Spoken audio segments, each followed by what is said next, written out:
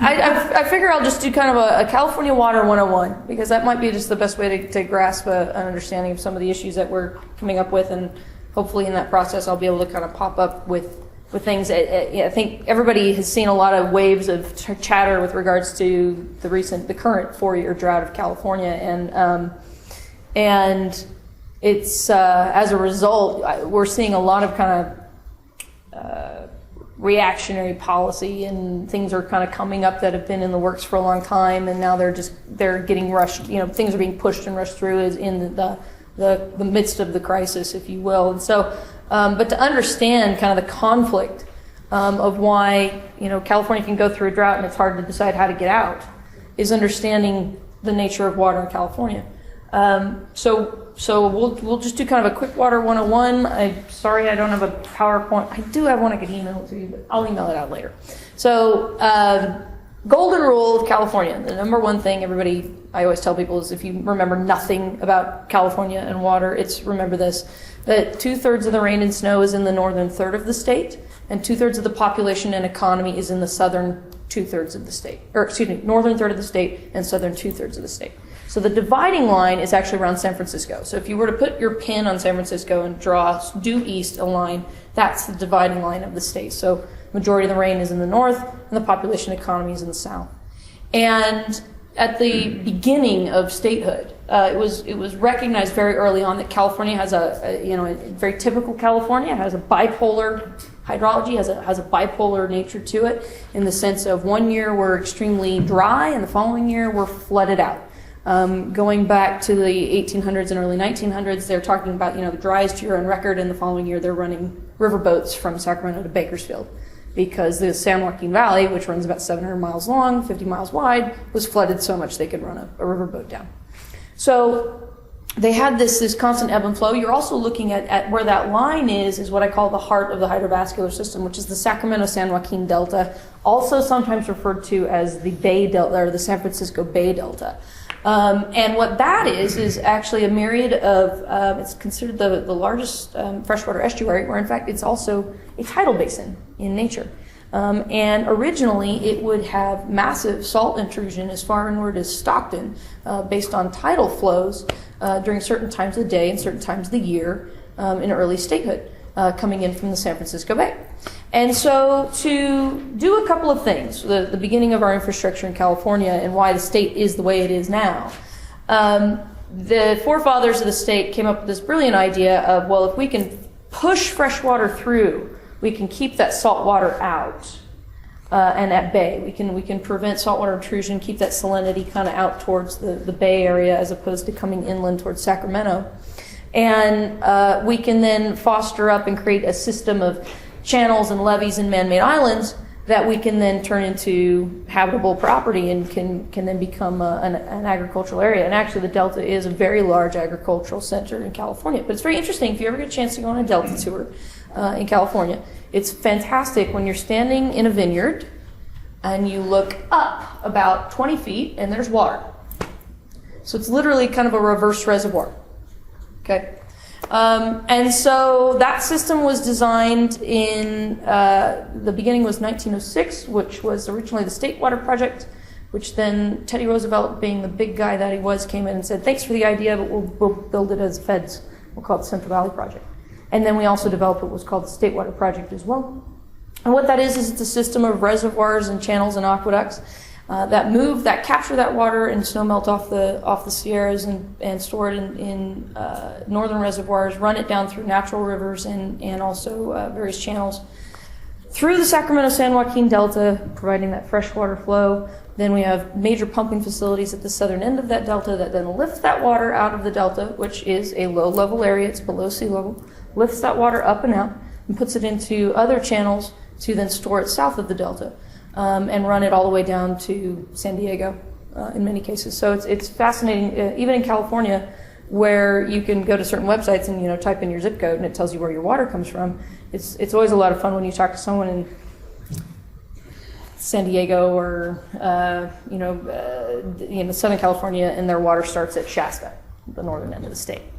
So the system was brilliant, and what the system then provided, what I always try to emphasize is it provided what the beauty of it was is it became, all of a sudden, you could have water 365 days a year in a Mediterranean climate, which then created this amazing economy, not only from the agricultural sector, but also allows, for the urban sector to develop where it did. I always tell people, LA exists where it exists because it got water there. The Central Valley is the, agricultural sector of California because it has reliable water there. And it had for decades. And within less than a century, California became the 6th largest global economy. And it's directly due to its ability to harness water and water supply.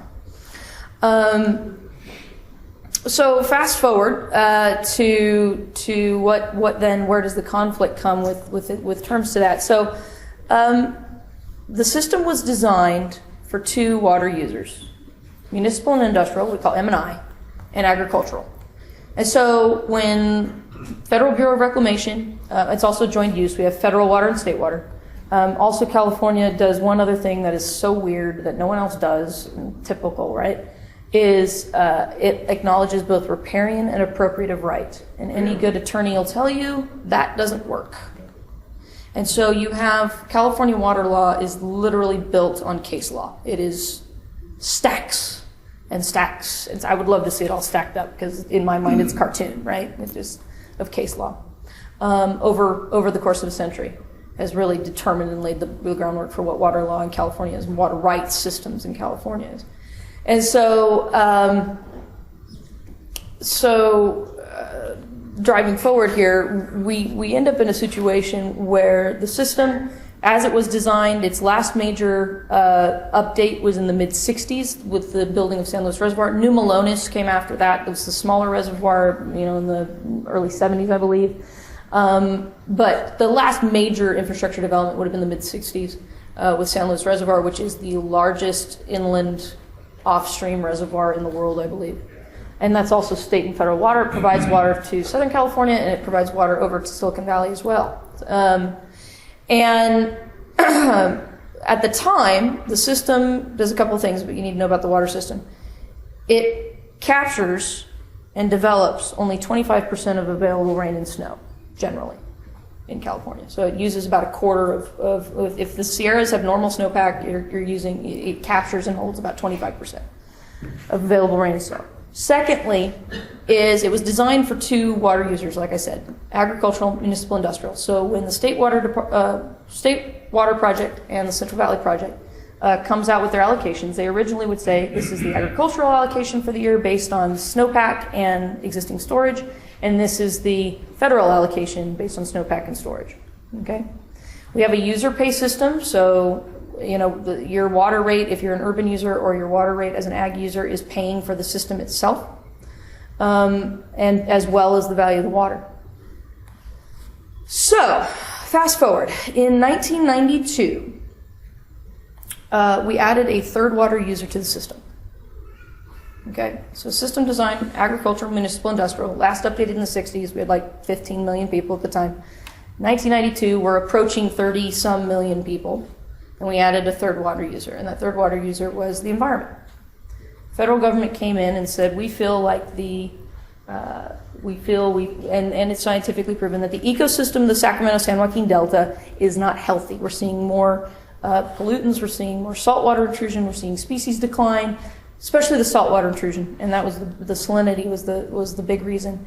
So as a result, the feds went to the agricultural water contractors as well as the urban contractors, but the agricultural contractors primarily, and said, we will negotiate to take 20% of your allocation a year to run that out to maintain water quality in the Delta and flow criteria in the Delta, delivering 80% of your contract. You're going to pay for 100, we're going to take 20, we're going to put it towards the environment because we believe that that's the right thing to do, and it's literally called a take. They're not compensated, there's none of that. And it was agreed to, and that was known as the Central Valley Project Improvement Act, CVPIA. There's that old Reagan adage about, I'm from the government and I'm here to help. This is another one of those, I think this is a sister scenario, which is we'll never do it again. Unfortunately, from 1992 to the present, You've seen continual federal federal cuts to specifically agricultural at certain times of depending on hydrology, at certain times to urban. But agriculture now is receiving, on average, in a normal year of rain and snowpack with normal storage in the system, agriculture receives about 35 to 40% of its contract as an industry. So it's paying for 100, receives about 40%. That's new normal. And the rest is taken and run out for flow criteria for various species. Now, the one that got the most attention and where it all kind of bubbled to a head was the Delta Smelt listing of 2008. Anybody hear the Delta Smelt? Yeah. So that listing was unique in that it regulated the pumping facilities at the south end of the Delta from January 1st to July 31st, right? 30 days after January, yeah, okay. To July 31st. And it limited pumping from north to south into recharging reservoirs, recharging aquifers for half the year. And on the basis of the Delta Smelt was an indicator species, not listed as endangered, but listed as threatened as an indicator species, that if the population of the smelt were to come back up, that would indicate that the health of the Delta was back up and that it was working, that the flow criteria was back on track and everything was healthy and hunky-dory again. A couple of things that the Delta Smelt gets criticized for. One is it's a non-native species. Two is the whole point of following the smelt is it follows turbidity. It's looking for turbid water. Wow, I do know more about fish than I thought. It's following the turbidity in the Delta. So based on flows during certain times of the year through the Delta, the smelt will move their population during certain times of the year. And the premise put forward by Fish and Wildlife was that because of the operations of the pumps, it was causing turbid water at the south end of the Delta, and the smelt were pooling down there, and it was throwing off the whole ecosystem as a result. So the idea was to restrict freshwater flow half the year. Now, the problem is that half of the year is when California relies on that snowmelt to recharge its aquifers, because we have a funny thing where our winter runs from November to, if in a good year, March. We call it Miracle March if we have a killer year. So it's really more like November to February is our winter. And that's when we rely on all that snow building up in the mountains. We rely on all the rain coming in and getting stored. And we rely on then in the spring, in the summer, when that snow starts to melt, moving it into our reservoirs. Okay? So you got to remember also we're at 38 million people now in California. Okay. So now the Delta Smelt case gets taken to court immediately by Agriculture, Metropolitan Water Authority of Southern California, which is the largest municipal water district in the United States. Weston's Water District is the largest agricultural water district. A number of other state and federal water users, because even the state guys got dinged on this. They were not going to be able to receive their contracts as well, to a less extent, but that has to do, usually state water contractors will get more than federal because of the placement of the reservoirs where they are proximity to them. But that was taken to court, and they kind of botched it. They said, you can't do this. And the federal judge came back and said, yes, they can, because it is completely within the grounds of the Endangered Species Act for the federal government to make recommendations on operations of infrastructure based on the species, health and wellness of the species. And so that's foiled again. And so for 2009, the Delta Smelt operation was in place, and that was the first time we saw about 500,000 acres instantly went fallow. In terms of south of the Delta contractors. And I believe 2009 was a normal water year. We had normal rain and we had normal snow and the reservoirs had normal levels, but was unable to move that water from north to south. Okay. So the following year, 2009, there came a second listing, this time from NOAA Fisheries. And this listing was different because it combined multiple species in their listing, which I would love to hear if anybody else has a different experience, but I have never seen where they go, okay, we're going to list the fall-run Chinook salmon, we're going to list the salmonid, it's actually the salmonid opinion is what they call it. Fall-run salmonid, we're going to list the green sturgeon, we're going to list the California harbor seal, and we're going to list the orca, all in the same listing. And it looked again at the pumps at the south end of the Delta, the large pumping systems, again, is affecting the ecosystem, that's affecting the food supply, that's affecting the ecosystem of the delta, and the recommendation was to restrict pumping from September 1st to December 31st. So that restricted, under both biological opinions, they would have operated the system the month of August at 1/6 capacity. So it was a massive, rapid change. Again, same players come in, drag that thing into court. This time they wised up a little bit and they said, it's not that you can't do it, it's that you didn't follow NIPA when you did it. And sure enough, that was true. Federal judge did find that to be true, found the listings to be arbitrary and capricious, and said, go back and do it again. You have complete right within the law to go list species, to go determine it, but you need to use sound science. You need to be looking at all stressors on the delta, all stressors on the species, not just one. And that was where they violated NEPA, was they only looked at the one stressor, which was the pumping facilities.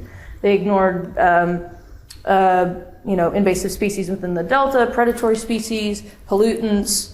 There's a number of large cities there that have grown exponentially in the past 25 years. Sacramento, huge. Bay Area, a lot of sprawl out into the Delta area. It's a quick drive to San Francisco. And then they also, which I always like to go back to, which is there's a lot going on in the ocean that we literally have no idea about that influences and affects all these species as well. So when the judge remanded the biological opinions, it left the system under what's called agency discretion, the operation of the system. So this is where Fish and Wildlife and NOAA Fisheries have total and full discretion to hand down operations orders to Bureau of Reclamation and Department of Water Resources. However, it's agency discretion at the flip of a switch. It's, we can do this, we're going to do that, we're going to give you a quick notice, and we're doing it. And based on what we see and what we're determining is going on in the Delta. And so where you end up in the modern crisis and some of and then we'll real quick, I'm trying to speed this up to get us to discussing some of the big key things here. The modern crisis, you end up with this. 2011 was a banner year. First year under agency discretion, and we were at 200% above normal rain and snowpack. They estimate we could have filled every reservoir in California above ground, below ground, every aqueduct, every canal, every channel, I think 4 times. That was how much water and snow we had that year. So everything was full in 2011. 2012, we have our first less than normal year. It's basically called that. It's less than normal. It wasn't a true drought year, but it was definitely drier than normal, so it was our first drier than normal year in 2012. And we rely again on the system to see us through those drought periods, right? To provide that water reliability in these drought periods. So start using the reservoirs to provide for our municipal industrial, but always first cut goes to environmental programs and projects statewide. So even south of the Delta, San Luis Reservoir, even if it gets full, first cut out of San Luis goes to wildlife refuges and habitat projects within the watershed, within the area as well. So that was 2012. 2013, we do have a drought year. It is a less than normal year, less than normal rain and snow, except for one small incident of 60 plus days from November to February, where we had a 200% above normal rain event from November to February, November of 2012 to February of 2013, and NOAA Fisheries jumped in and went to full restricted operations of pumping facilities during those 62 days due to smelt populations being found in the area. And there was a loss of it's estimated about over 850,000 acre feet of water was lost to the system. Again, we all know an acre foot can provide a house of 4 for a year. That was kind of the loss to that end. Agricultural community, it was estimated would have been about 200,000 acres of land could have been in production with that amount of water. But what that did, more importantly, was we then went into a drought cycle. Instantly, within the end of that 62-day period, we went into a true drought cycle in 2013. And so the system got massively depleted in 2013, going into a natural, more extreme drought scenario of 2014, where you end up with little to no rain, little to no snow, and an empty bank account to boot. And so the system that was supposed to see us through was at a deficit. And that's how you ended up in the 2014 scenario that we saw last year. UC Davis estimated about 17,000 unemployed just from direct on-farm agricultural jobs. It is estimated by those involved in immigration and labor issues that number is actually more, but it's unknown. Then there's also about $2 billion lost to the state economy, and that's just from the direct farm agricultural side. That's not looking at the multiplied dollars out as it goes from the food to fork system supply chain. What's that look like?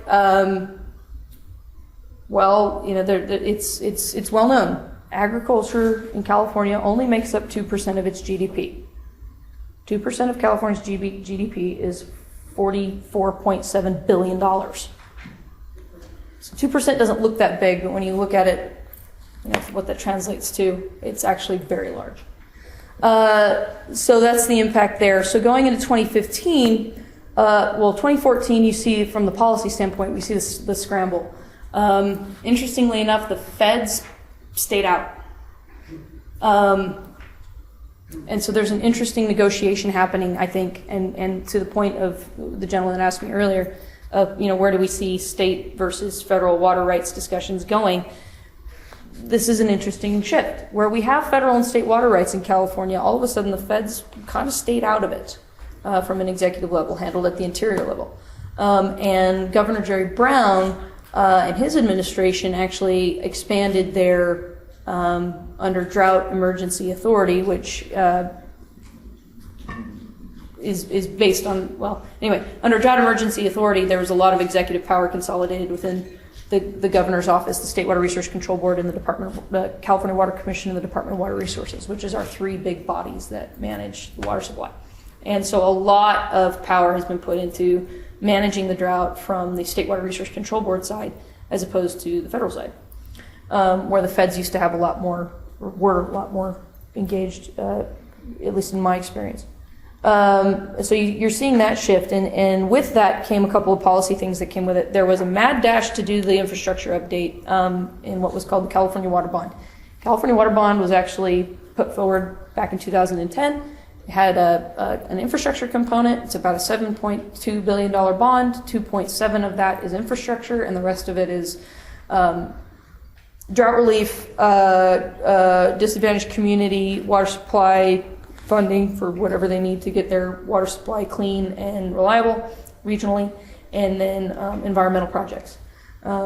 Then you had the passage right on the heels of that of groundwater management policy, which was a huge deal for California because we were the nasty little bad actor that didn't have it. California was the last state to not have a groundwater management program, state-run mandated groundwater management program on the books. As I understand it, I don't think there's anybody else that was delinquent like California was with regards to that. That has a timeline in its implementation. It's actually very complex. When you look at the way it goes around, it classifies watersheds and how severe they are and how not severe they are, and then that area has to then form up into a coalition to then report usage and come up with ways it's going to recharge the aquifer or reduce its stress on the aquifer. And it's definitely new territory for California. So groundwater and groundwater management, groundwater regulation has been a hit. This year, we're seeing the Brown administration through the State Water Resource Control Board is essentially asking for an audit of water rights in California, and that's the best way I can describe it.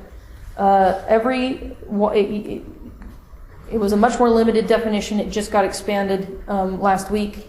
But every water user, diverter, right holder has 30 days to provide proof of right to the State Water Resource Control Board.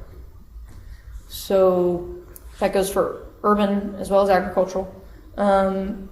Where that's going, not sure. It's unclear. It's on the books. But basically what we see or foresee is an audit of what's going on there. So really what it boils down to is for California, is this balance of, or regaining this balance of protecting the environment isn't a bad thing. And providing for the environment is not a bad thing. And agriculture doesn't, at least in California, I think the issue got relegated to fish versus farms, and it shouldn't be that at all. It should be farms and fish. And how do we create the balance? Both are going to end up taking compromises, I think, in that. I think where we're seeing the problem in a lot of the conflict is the Delta side. They've been doing this flow criteria concept of providing for species and providing for ecosystem health in the Delta, and yet we haven't seen any measurable benefit from that for the past 25 years, almost 23. And so going back to the sound science bit, that's going to become an increasingly more important subject as we look at how various regulations come into play to protect our environment, to protect our natural resources, but they have a direct effect on economic development and land use or industries that are dependent on natural resources, which is pretty much everybody. And so the policies that we put in place, the science that we use to do that, the way we adjudicate the science that those policies are based on, is really at the heart of a lot of this. And demanding results. I don't think it's a bad thing to demand results from the environment. If we're going to manage the environment, I want results. I want to know that the species are benefiting. If they're not, we're doing something wrong. We need to find something else that works. And we need to restore that balance between managing our resources for the future so that we can protect the environment, which is a social priority, and that's just the reality of it. It's not a bad thing. But also to provide opportunity and economic health security and stability, food security, all of that as well. So.